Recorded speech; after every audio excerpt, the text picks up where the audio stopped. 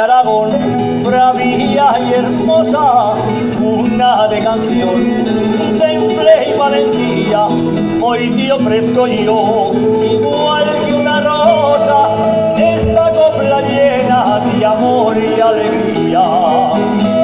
Un cauce de amapola, sol libero, brota de tu pecho, desgarrado, tú eres el león que aguarda tan fiero, por no verte esclavo, sin Dios y ultrajado.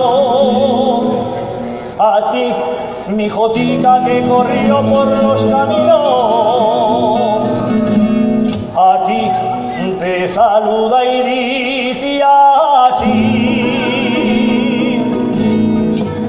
Zaragoza, una camelia,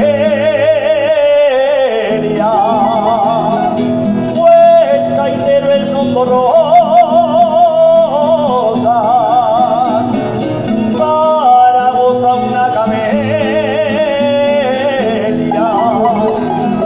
y la Virgen del Pilar, el lazo que la sujeta,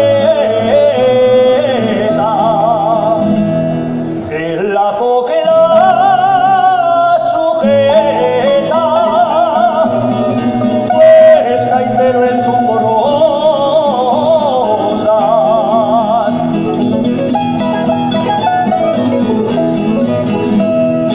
Reina del amor en tierras y cielo, madre de la paz de mundos y razas, tú eres la mejor, la dueña que quiero, a donde das vida, temor y esperanza.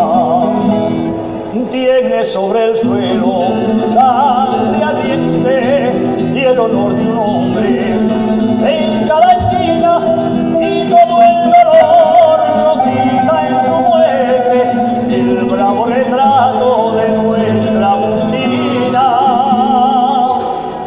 Pasión que me infunde tu jotica retadora, de amor me enardece el corazón.